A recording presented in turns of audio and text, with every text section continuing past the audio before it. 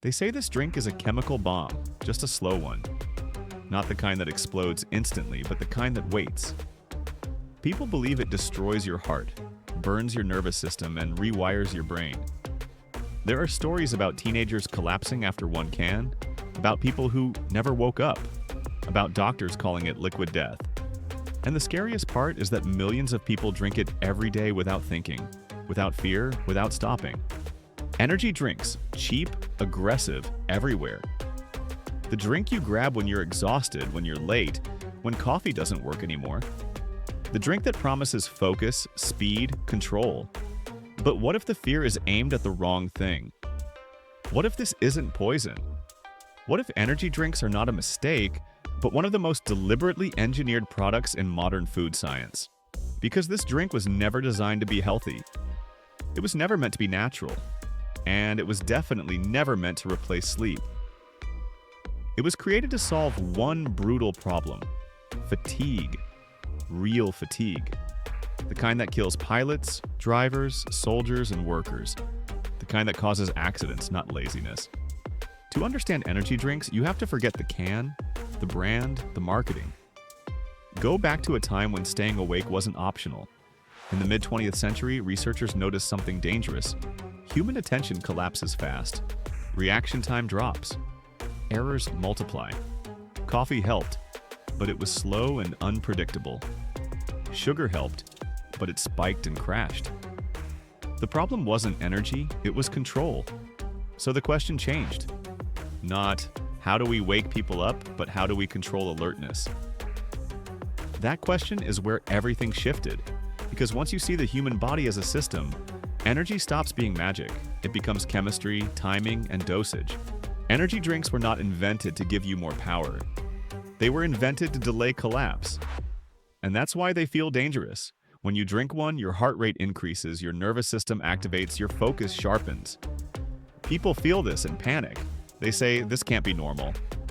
But here's the uncomfortable truth. Your body already does this every day. Stress hormones, adrenaline, cortisol. Energy drinks don't create a new state. They imitate an existing one on demand. That's the first myth. This is unnatural. No, it's artificially triggered, not unnatural. The second myth is just as popular. It's just sugar. That used to be true, and that's why early versions failed. Sugar gives fast energy and an even faster crash. Modern energy drinks changed the formula. They slowed the spike and stretched the curve. Caffeine for alertness. Taurine to stabilize nerve signals. B vitamins to support energy metabolism. Not random ingredients, a system. That's why one can feel different from soda, different from coffee, different from candy. It's not stronger, it's more controlled, and that's exactly what scares people. Because chaos feels dangerous, but control feels unnatural, too clean, too smooth. So the myths grow. It kills your heart. It destroys your brain. It's liquid death. But science doesn't work with panic. It works with thresholds. And this is where the real danger actually lives. Not in the drink itself, but in how people use it. Energy drinks were designed for situational use. Long shifts, extreme focus, temporary fatigue. They were never designed to be consumed every day and never designed to silence the body's warning system. Fatigue is feedback. Sleepiness is feedback. Pain is feedback. Energy drinks mute that feedback. And that power is what makes them risky. Not poison, not magic. A tool. And like any powerful tool, the danger isn't what it is, but how it's used. And before you decide whether this drink is a chemical bomb or a genius invention, we need to do one more thing. We need to open the can and look at what's actually inside. And don't feel like coffee. Coffee ramps up slowly, then fades. Soda spikes and crashes. Energy drinks sit in between. They activate faster than coffee, but stabilize longer than sugar. This isn't accidental, it's engineered. Caffeine acts as the ignition. Taurine acts like a stabilizer, helping nerve signals fire more consistently. B vitamins support the pathways that turn fuel into usable energy. Nothing magical, nothing mystical, just stacking known effects into a predictable response. People misunderstand this and assume strength equals danger. They feel their heart beat faster and think something is wrong.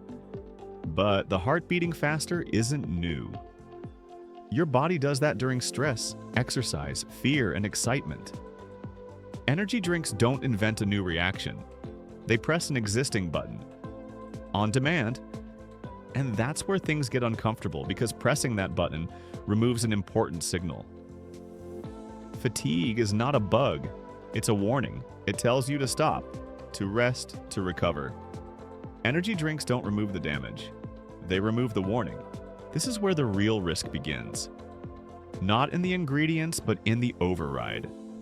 When you silence fatigue, you can keep going past your limit. One can doesn't destroy you, but using stimulation to replace sleep changes behavior. People stop listening to their body. They stack cans, mix with alcohol, use it daily. Not because the drink forces them to, but because it works too well in the short term. That's why the fear stories exist. Not because energy drinks are random poison, but because people use a situational tool as a lifestyle solution. The drink does what it promises, the body pays later, and science has a name for that kind of problem, not toxicity, misuse. So when someone says energy drinks kill, they're pointing at the wrong enemy. The danger isn't the formula, it's the illusion of control. The belief that chemistry can replace recovery, that stimulation can replace sleep, that pushing harder is the same as being stronger. Energy drinks don't break the rules of biology. They borrow time from it. And borrowed time always has interest. Now that you understand why energy drinks exist and what they were designed to do, the next step matters even more. Because once you actually look inside the can, ingredient by ingredient, the myths collapse fast. And what replaces them isn't comfort, it's clarity.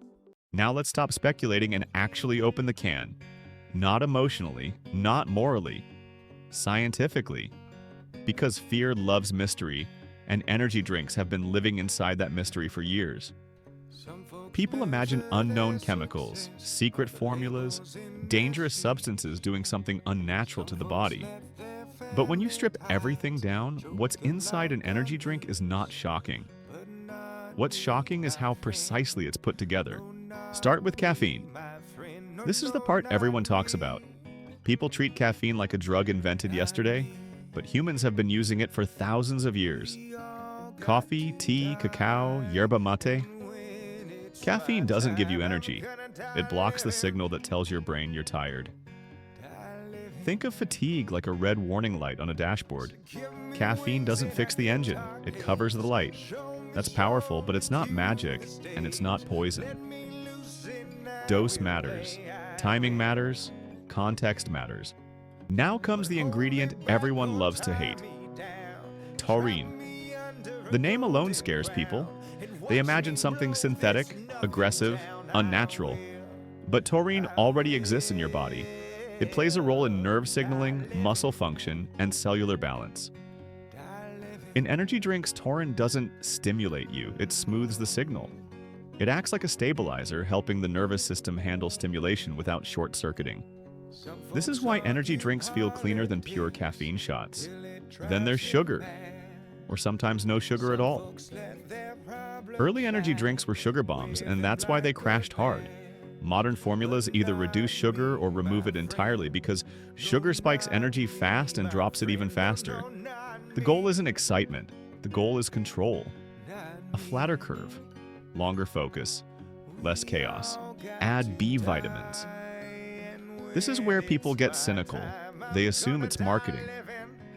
But B vitamins are directly involved in energy metabolism. They don't give you energy by themselves, but they help your body turn fuel into usable output. Think of them like oil in an engine. They don't make the car faster, but without them, friction kills performance. Put this together and you don't get a random chemical soup. You get a system. Caffeine pushes alertness. Taurine stabilizes nerves. Sugar, if present, gives quick fuel. Vitamins support conversion. Each piece does one job. None of them are new, None of them are mysterious. The danger doesn't come from what's inside the can, it comes from what happens next. Because energy drinks don't add energy. They rearrange it. They pull attention forward. They borrow from later.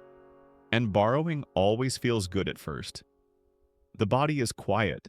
The mind is sharp. Fatigue disappears. But the bill doesn't vanish.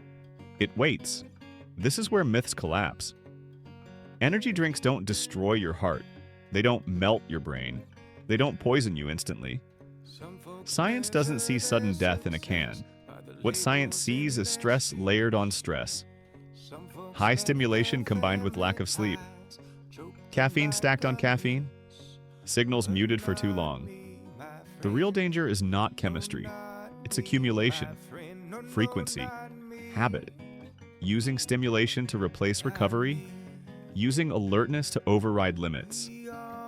The drink works exactly as designed. It's the context that breaks things. This is why two people can drink the same can and have completely different outcomes. One uses it occasionally when needed. The other uses it daily, stacks it, mixes it, relies on it.